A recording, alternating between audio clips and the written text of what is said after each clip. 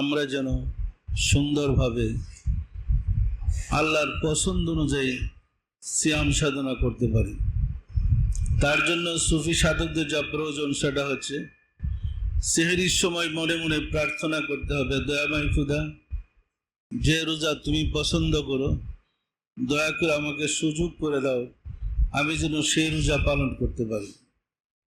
আর ইফতারের সময় খেয়াল করতে হবে, দয়াময়, যে রোজা তুমি কবুল করো, দয়া করে আমার ইফতারের মাধ্যমে আমার সিয়ামটা দয়া করে কবুল করে নাও।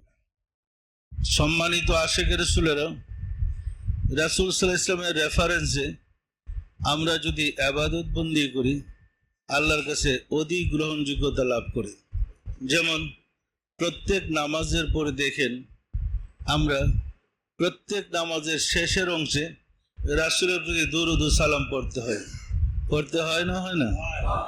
এই দুরূদ ও সালাম পড়ার অর্থই হচ্ছে, যেমন কুটফি লাগাইয়া দরখাস্ত সরকারের ঘরে জমা দিতে হয়, রাসূলের প্রতি দুরূদ ও সালামের মাধ্যমে আপনার নামাজটা প্রেরণ করতে হয়। সিয়াম সাধনার মাধ্যমে আমরা প্রতিদিন রোজা রেখে যদি আসরের নামাজের পরে, অর্থাৎ ইফতার বা রোজা খোলার আধা ঘন্টা আগে থেকে যদি আমরা ইফতার রেডি করে বসে হুজুর সাল্লাল্লাহু আলাইহি ওয়াসাল্লামের উপরে দরুদ ও সালাম পেশ করি, এতে আল্লাহ খুশি হবে না হবে না?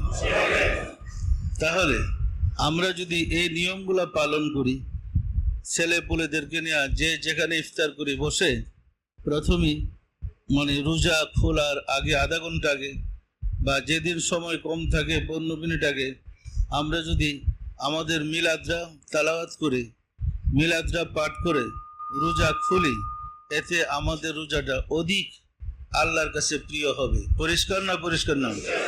আমরা কি এই নিয়ম পালন করতে পারবো? আর রহমতের সহিত আমরা মিলাদের মাধ্যমে রোজা শুরু করি। রমজান মাস আসলে আমরা প্রতি বছরই তো সবসময় রহমতের সময় মিলাদ পড়ি না? তাহলে মিলাদের মাধ্যমে রোজা শুরু করলাম, আবার মিলাদের মাধ্যমে রোজা খুললাম, এটা ভালো হয় না খারাপ হয় বলেন তো? এইভাবে চেষ্টা করবেন যেন রাসূলের সন্তুষ্টির মাধ্যমে আমরা আল্লাহর নৈকট্য লাভ করতে পারি, আল্লাহকে পেতে পারি। পরিষ্কার না? পরিষ্কার না?